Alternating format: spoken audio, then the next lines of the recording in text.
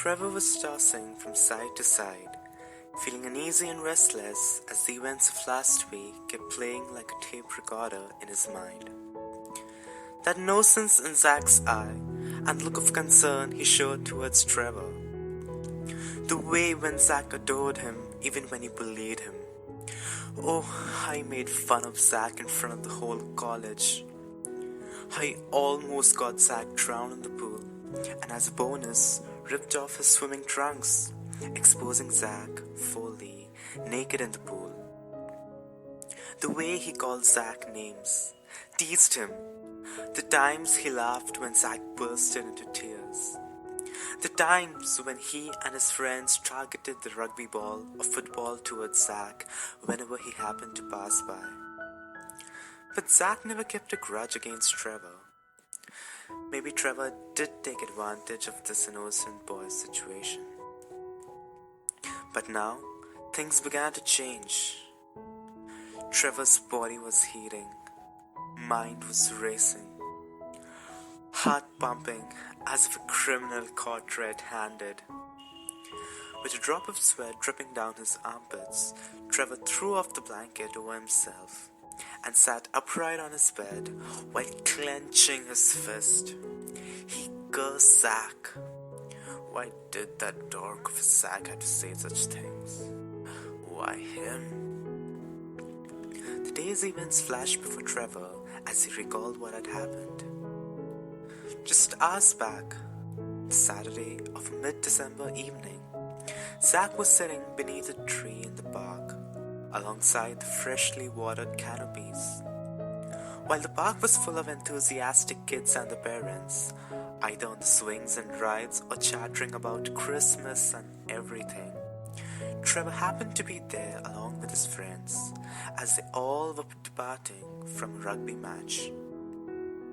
They spotted Zach sitting alone, all by himself, scribbling something in his notebook.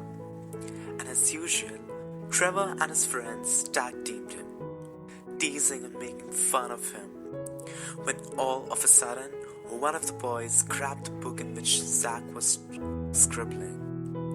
Zach cried, "No, give it to me!" But it wasn't vain. His book was now thrown and passed between the boys, and as it was flung in the air, down came tumbling papers and parchments and photographs. Zach was bewildered. He made no haste and immediately picked up the fallen papers before anyone else could view the content in it. However, Trevor caught Zach from behind, locking him in a position in which it was impossible to move. Zach moaned, "Let me go!" and he tried his level best to escape from the clutches of Trevor, the athletic hunk. But surrendering to Zach's twinkish body, Zach wasn't able to free himself in spite of the struggle. Now it was too much for Zach. All these bullying, his tolerance, his feelings suddenly bursted out into tears, and the sob he wailed made even the youngest kid in the park to stare at this 18-year-old boy named Zach. Why? Why are you so cruel? Your friends, Trevor, you! Everyone froze at the spots. Zach turned around to Trevor as to free himself from his grip, and Trevor made the mistake to stare at Zach's eye, whose eyes were red, hot tears dripping down his face, which wore an innocent, upsetting, forlorn expression. Trevor was taken aback as the word cruel echoed in his ears, piercing his soul, and Zach, escaping from Trevor's clutches, quickly picked up the fallen, scattered pages, snatched his notebook, and quickly dashed off the park, embarrassed at his outburst. Cool, he thought, but Trevor and his friends have got another point. Tease me at school. Monday. While Trevor and his friends departed silently from the park, a small kid on his bicycle halted before them. "Excuse me, sir, I guess this belongs to someone amongst you." And as she said, she fetched a crushed paper out of her pocket and slipped it in Trevor's hands and went away. Trevor waved her off and thanked her, and the rugby gang departed to their homes. That evening, Trevor was gloomy. He didn't feel to go to the gym, so he did his homework, had his dinner, took a shower, and was about to sleep when he remembered about that crushed note he shoved in his pocket that the little girl gave him. He almost had forgotten about it. Out of curiosity, he switched on his desk lamp and fetched for the crushed paper from his sweatpants hanging on the hanger. In the dim light, he uncrushed the paper to see to whom the crap belonged to. He wasn't expecting to see any of the rugby matches bill, but as he unfolded, his brains processed handwriting and merged all the events together. The writing was Rasak, and it must have fallen when they were flinging his book. Trevor sighed and didn't want to read it, and was about to throw it when he saw his name somewhere in between the lines. He grew curious and straightened the page and began to read it from the top. It read, 14 December 2020. Hey, Aunt Diary. I just can't tell you how happy I am. I mean, it's so wonderful. Oh my, Trevor scraped his knees today during the match. He's out to be careful, dork. Yet he called me, Zach, to administer his wound. I swear I didn't expect that he would prefer me. Not did I expect words of gratitude after I was done bandaging him, but I was glad that I was allowed. At least I was in a close proximity with him without any bullying for once. And I really cherish the moments when the antiseptic stung him and he yelped. You should have seen his cute little face of that manly Trevor. I really didn't understand, Diary. I seriously don't. Why does he and his friends have to be so rude to me? I always try to be nice. Not only to them, but with everyone. Maybe Trevor doesn't like guys like me. Yeah, why will he? But I don't expect him to like me back. Even as a classmate, seeing him at school for mere hours is so satisfying. Seeing him happy is enough. Seeing him fine and excelling in all the activities is enough. He doesn't need to know. And how will he?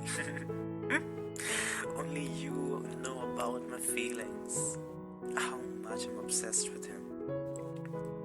And as Trevor continued reading, he turned the page. His heart was beating, like when he was in between of a polo match in the same way. His hand shivered, tears of guilt or joy. He didn't understand why his eyes were moistened. And so he continued reading.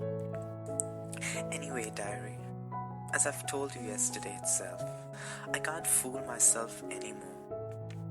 It's not my submissive world of fantasies I'm living in, but these are my true feelings, which are growing stronger, as well as breaking me day by day with false hopes and expectations. I know it's a tough nut to crack, but I quit. I give up on Trevor. And now I need to focus on my career here. Also, Catherine visited me last week. I don't think Mom and Dad will ever accept me after I've opened up to them about me being gay. Let's see now. I gotta ask my manager to increase my salary. Kinda tough handling the bills as I'm living independently. I do hope Trevor stops bullying me. Also, I've thought to install Grindr. Let's see. So that's all for today, old friend. Hopefully, just a few more days with you too until 2021. Till then, it's me, you, and my tear-stained pillow. Chill. Good night, diary.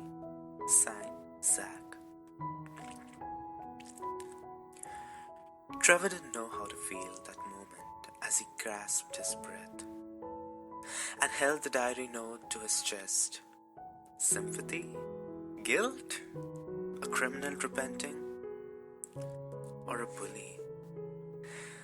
His mind and heart were driving him crazy, and from that hour till now, as Trevor was sitting upright on his bed, clenching his fist, he couldn't help but to think about Zach. Zach was in and out of his mind, and Trevor was getting intoxicated. He knew that he couldn't take it anymore. The room was sophisticated and Trevor was breathless. He quickly grabbed his sweatpants, wore his jacket, slipped in a pair of sneakers, and off. At the dead of night, he made his way out of his apartment. The night was chill, and in a span of 20-minute stroll, Trevor found himself in front of the very same park where the day's disturbing events took place. Trevor was about to turn to head home when he saw a flash of light somewhere in between of the canopies at the opposite end. As he strained his eyes, Trevor saw an odd humanoid figure in between of the bushes. Thinking that it might just be a tramp in refuge of shelter, Trevor turned, and not a few steps towards the opposite direction, he heard a familiar wimp. Trevor's body lost all control, and without thinking, he dashed his way towards the source of sound. And as he was near, he knew his ears didn't betray him, for all he found was Zach, with a worried expression on his face, looking for something. On the other end, Zach, hearing footsteps, flashed a torch towards the source. He gasped and dropped it. The torch flicked off. Zach, thinking it might be a policeman on the night patrol, protested in the most innocent way. I'm so sorry, sir. I just... And as Zach's eye got used to the darkness, he stopped. Shocked, dreaming, and he stuttered in astonishment. Trevor? Trevor couldn't. What on earth are you doing here? Zach stood up, his brain processing 1,000 thoughts at once. Without making eye contact with Trevor, he mustered a good night and suddenly began to leave. We don't know what came in Trevor's mind. He grabbed Zach's hand and pulled him towards him.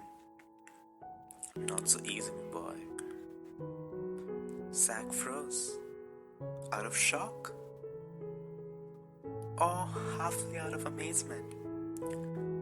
Trevor's tone wasn't the same. It had a sense of concern. And sugar and cookies, when did Trevor ever use the term boy for him? No, Zach corrected himself. My boy. Trevor and Zach's heart pounded at the same pace. The dead silence of the night, the silvery moonlight in the lonely park, where the cold breeze are blowing, empty swings swinging, and insects chirping. A tall guy was staring at a relatively short guy who was stiff-scared as a mouse and was shivering. I was searching something important I misplaced, Zach said. Trevor spoke up. Is it so important that you have to come here at this part of the night?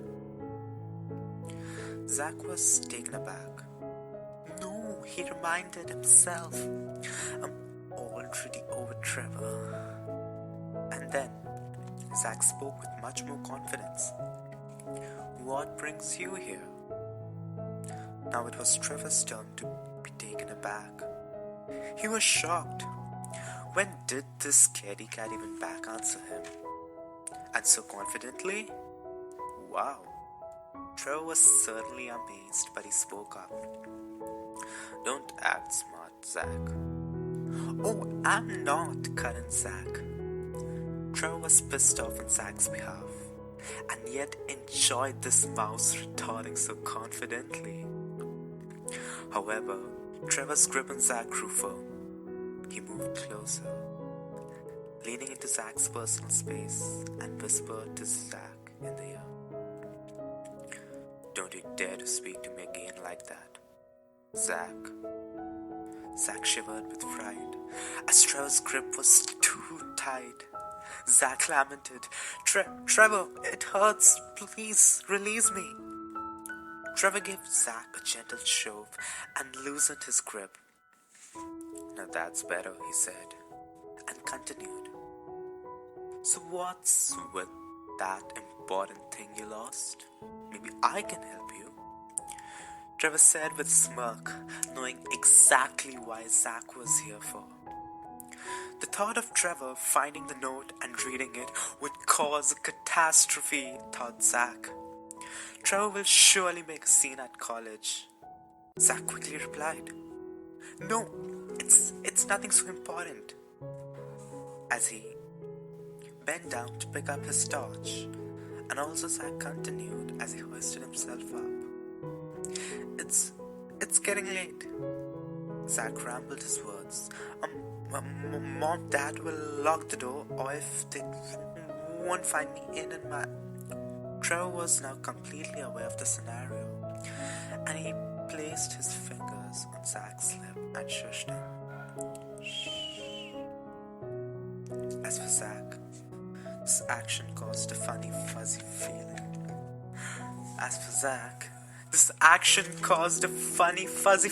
In Zach's stomach. Likewise for Trevor's tummy. Trevor was himself oblivious as of what and why was he doing this. He leaned forward towards Zach and whispered in a gentle, subdued voice, so that not even any supernatural being, but only it should be audible for Zach. "I'm sorry," Trevor whispered. Zach shifted uncomfortably, and seeing his discomfort, Trevor spoke hastily. I'm sorry for everything." And Trevor quickly reached out for the diary page in his pockets and shoved it into Zach's hands, whose were fisted and shivering when came in contact. The close proximity between Zach and him, the lonely park, the moon now covered with clouds, and the insects chirping with the cold breeze blowing. Yeah, this was it. This was a moment. This was a kissing moment. Trevor leaned back and glanced at the scaredy Zach, who was shivering. And why wouldn't Zach shiver? Hot tears dripped down Zach's face as he was staring at the piece of crushed paper in his hands. No doubt, Zach thought, this was the same diary page. That same important thing he came looking for at this hour. Oh, how much he cherished his diary. The only person he told everything. It suddenly struck Trevor. Oh no, maybe Zach never wanted me to find out his diary page or to discover it in the first place. Trevor was going crazy. These married feelings, all these rapid thought processes, was simply too much for him. Taking a deep breath, he caught Zach gently with both hands and lifted up his chin. Zach wore the most innocent face, as if a baby, an infant who had never sinned. such a pure expression. Trevor found himself sinking in Zach's eye, his heart racing at 2,000 miles per hour. It's Trevor's whole body being synced in Zach's gaze. Trevor thought, this boy, cute, sassy, classy, having a heart with no grudges and revenge, a face so innocent and a mind so pure, having sexy curves in spite of a twinkish body, silky hair, hazel eyes that were piercing through Trevor's own soul with each and every flicker of Zach's eyelash, body trembling out of pride. A person who thinks about others first. And as Trevor thought more about Zach, as he continued staring in Zach's eye, now his hands cupping Zach's face, Trevor continued to wonder. He made this boy's life a living hell at college, yet Zach always managed to top the university in academics and co-curricular activities. Multi-talented, stood for others in every unpleasant situations in spite of himself, crazy ass, having a forgiving personality. This guy was in love with him, in love with Trevor. This boy, cute, sassy, who always stood for others except for himself, who used to top the college in every university exam, in spite of making his life a living hell, was in love with him, in love with Trevor, the guy who bullied him and never did anything good to him. Why? Trevor questioned himself in mind. But as if Trevor's thoughts were too loud, Zach spoke. I've been asking the same question to myself right from the day we encountered. Trevor's eyes widened in shock. Seeing Trevor in shock of his mind-reading skills, with such a cute little face over his well-groomed bearded face, Zach couldn't help but eased out his tension in jolly giggles. Seeing Zach giggling, Trevor's heart flipped, somersaults in the stomach, and an amused expression wore on Trevor's face. Seeing Trevor, Zach stopped and apologized. I'm so sorry. It's just that he took a deep breath, chuckling, and went on. You look cute when you act so dense, Trevor. Trevor could only stare at Zach. Was Zach really this cute? The way he giggled, no way, this was the first time he'd ever saw Zach laugh. Zach even never smiled when he topped the colleges or won any competition. The atmosphere was tense and the situation was chaotic. Zach gave Trevor a faint smile, which really affected Trevor. Sugar and cookies, Trevor felt so vulnerable as he stared at Zach, that smile so pure. The glancing continued and Zach shifted a little when about to withdraw from Trevor's clutches. Trevor's grip on him tightened. No, not so soon.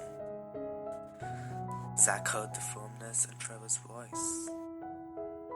They both gazed, and Zach almost had a heart attack when out of the blue, in the dead of the night, under the moonlight, all alone in the park, with none other than the guy on whom he had the crush of the century, Trevor, tossing all his reservations aside, willingly cupped Zach's chin with his warm hands and brushed his lips on Zach's lips, closing his eyes. When out of the blue, Tossing all reservations aside, Trevor willingly cupped Zach's chin with his warm hands, closed his eyes, and brushed his lips on Zach's lips. Suddenly, the symphony of the chirping insects stopped. The windy breeze died away. Zach couldn't process what was happening. He stared at Trevor wide-eyed, while Trevor kept kissing him. Oh, the warmth! Zach debated. What should he do? His mind was saying to pull back while his heart told him to give in. The thoughts were rapid, and before Zach could perform any deed, Trevor mustered. You're safe with me from now on. These assuring words were all Zach wanted to hear. Suddenly, Zach's heart and mind betrayed him. Zach found himself surrendering into Trevor's arms and sinking into the kiss, returning it. Was this true? Had Zach really reached heaven?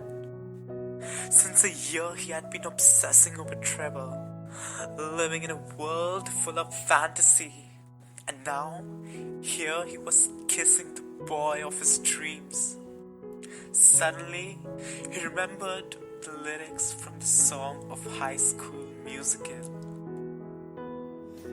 I thought you were my fairy tale, a dream when I'm not sleeping, a wish upon a star that's coming true. But everybody else could tell that I confused my feelings with the truth when there was me and you. And so he was kissing the boy whom he fantasized, whom he saw daily over a year, yet couldn't muster his feelings. And as the kiss sustained, Zach felt a warm fuzzy feeling in his stomach, and his legs would have surely given up if it was not for Trevor's tight grip holding him close in his arms. As for Trevor, he felt hot tears on his cheeks. Trevor broke the kiss and lifted Zach's face up to greet his. But what had happened to this angel? Why was he crying? Trevor wiped the tears from Zach's face and inquired, "What? You didn't like it?" He said with a mischievous grin. "You dare call me a bad kisser, Zach?" That name, Zach. Trevor rarely called him by his name rather than faggot, slut, pussy, bitch, God knows and whatnot. It's nothing, Zach spoke up, in case Trevor gets the wrong notion. I'm just happy. Oh, I see, responded Trevor. Oh, I see. So you cry when you're happy. A seriously weird kid. This was a comfortable silence, as Zach knew. This all was too much for him. He still was perplexed at what happened. "But why?" he exclaimed and pulled back. As he looked at Trevor wore an expression mixed with concern, fright, amusement, doubt. Trevor came in clear. "Believe me, Zach, I've been asking the same question since I've left the park in the evening." Trevor, being the dominant guy he was, pulled Zach in for a tight hug. And as Zach felt the warmth from Trevor's body, in spite of the chilly December night, he could feel Trevor's heartbeats beating faster. Trevor spoke in an unconfident voice. "See, Zach, I never thought about guys this way." Zach could hear the insecurity and huskiness in Trevor's voice as Trevor continued. not in any sense. No, wait. I don't mean I fantasize only about girls. Sweet Jesus. How should I even phrase it? Trevor moaned, seeing his own discomfort. Zack slipped his right hand behind Trevor's head and pampered his hair. This action led to an immediate reaction of racing heartbeats. Zack knew what he was doing, but now the tables turned and Trevor was the one insecure of how he felt. Trevor began to ramble. He hugged Zack even tighter as he spoke. I don't know how things are going to work, Zack. I really am clueless. But my whole being says that we should give this a try. I want to give myself a chance. And ourselves a chance to explore this dynamic.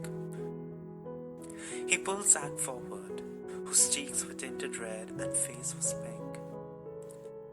Zack gave Trevor a smile, which made Trevor's heart beat faster. Trevor wondered, was Zack really so cute? Was Zack really so cute? This boy, whom he and his wretched friends had bullied daily, had made his life a living hell, wasn't madly in love with him. And as Trevor continued gazing in Zack's eye, he knew that this boy who held his affection was the person he wanted to spend his life with. Yeah, this is the guy Trevor actually longed for. And Trevor spoke, leaning in closer. I have faith in you, Zack. I know that I won't be able to handle us at first. But you, a guy who can top the university in spite of my bullying and going a lot after your parents have abandoned you, I'm sure that you will work this out, and hopefully, knowing you will make myself a better person. Knowing you will make me a better person. Zack shushed him with a peck on his cheeks. Suddenly, Trevor could see the same daring Zack. Same daring Zack who could stand up for all the wrongdoings in the college, except for himself. Oh, shh, said Zack. Shh, said Zack. All these things. He giggled. Save it for some other day, Trevor. Save all these things for some other day. You seriously sound denser than Melanie. Trevor groaned, and Zack looked at Trevor dead in the eye. I always knew the lion had a heart. And by saying this, he slipped his fingers in Trevor's hands. Trevor felt as if this was the missing piece. Trevor felt that this was the missing piece of that incomplete jigsaw in his life. This really felt good. This really felt right. He knew, and actually they both knew, that from this moment on, things will never be the same. As for Zack, he still required time to absorb what had happened in the past 20 minutes. But being sensible and clever the guy, he knew how he should react and take Trevor along with him on this journey together. Cause now it was two of them. As for Trevor trusted his instincts, and about that he had already entrusted his heart. He surrendered his whole being to the boy, holding his hand like a baby to a mother as they walked down the alley. Truly, things had changed, and it wouldn't be the same ever again. Trevor couldn't help smiling as they walked down the pavement with a few vehicles passing by. and Trevor couldn't help mesmerizing at how tight yet affectionately Zack was holding his hand. Oh, this boy, he wondered. Why didn't he ever see all of this? He muttered. As for Zack's sensitive ears, they heard it. Zack giggled. Because you are a dork. And he continued giggling. Trevor stopped, much to Zack's astonishment. Trevor remembered the diary page. Yeah. Zack had addressed him the same there too. Trevor smirked, and before Zack could even process what was happening, Zack felt Trevor's lips on his neck. Oh fuck, Zack muttered. Not a love bite, Zack groaned. As Trevor withdrew, he saw the lament and disapprovingness in Zack's eye. What? Trevor? Don't worry. I didn't. Don't fume over me. Zack gave a sigh of relief. You seriously are a dork, giving me a hickey, he said as they continued on the way. Your dork, Trevor corrected. Zack liked the sound of it. Yeah, my dork. And he slipped his arms around Trevor's waist and rested his head on Trevor's well-built shoulders. Trevor's heart fluttered. I seriously need to get used to all this, he confessed. And so, grabbing Zack closer, they made their way back. So the night was young and the insects were chirping. The moon was shining and the breeze was blowing. And once again, a page in God's own diary turned. As on this day, this night, in spite of all complications, two soulmates who were destined to be were united. Because after all, love finds its way. Hope you enjoyed this. This was actually my very first audiobook, and hopefully you liked it. If you did like it, do leave a like and a comment. Yeah, I have recorded this in a one shot, so there were many mistakes, I know, but just ignore it and enjoy. I'll surely cover up those later. Till then, see ya. And yeah, if y'all did like this, follow me on Instagram. It's being_queer__. Till then, whichever time zone you are, have a great day ahead. Thank you.